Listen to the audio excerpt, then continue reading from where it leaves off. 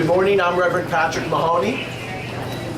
I'm director of the Christian Defense Coalition in Washington, D.C. We'll be hearing from several pro-life leaders in just a moment, and then I'll make some final comments. And then if you have any questions, we'll answer and entertain those questions, and then we're going to kneel here. Jill, why don't you introduce yourself, and then Troy. Sure.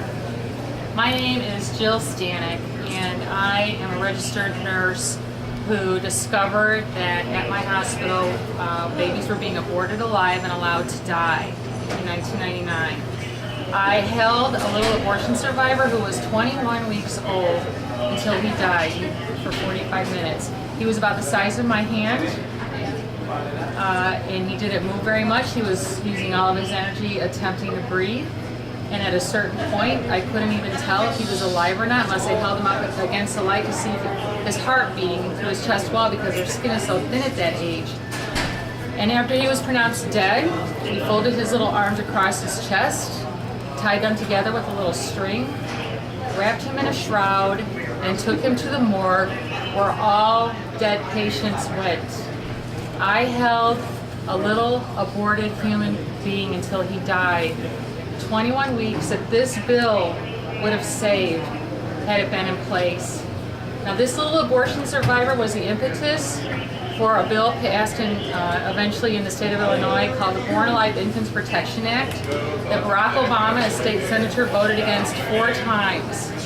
We expect this sort of treatment of abortion from the Democrat side, but we do not expect this treatment from the Republican side. And that's what we've seen here with the 20-week abortion ban, the Pain-Capable Unborn Child Awareness Act, that the Republicans have been dithering on this bill, letting it languish, not giving it the attention that it deserves.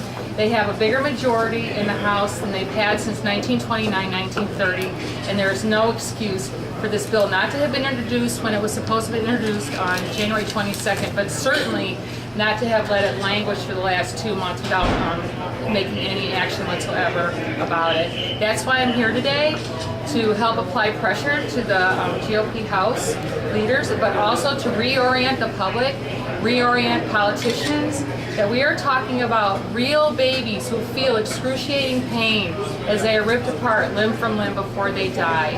And I'm here to uphold this little baby I held and these other little babies who are being killed on a daily basis. Thank you. Thank you. Good morning, my name is Troy Newman. I'm president of Operation Rescue and the author of a new book called Abortion Free. We're here to stand in solidarity with the babies.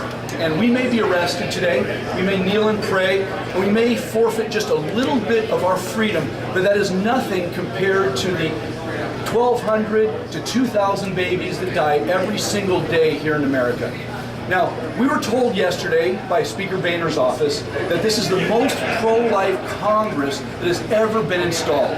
And yet, a ban on late-term abortions, which the vast majority of Americans believe should be passed immediately. The vast majority of Americans believe there should be serious restrictions on abortion.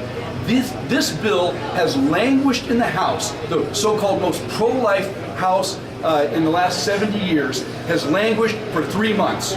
Now, 2 months ago, we were promised a vote on this bill the very day 400,000 to 500,000 people were marching in the March for Life here in the streets of Washington, D.C. We were betrayed that day, and we gave them 2 extra months to come up with some language and pass the bill. That has not been done. So we're calling on Speaker Boehner and the rest of the House to put this to a vote. Get your act together, get the language together, and get a vote together, because there's nothing more important you can do right now than save these babies from certain death. Thank you.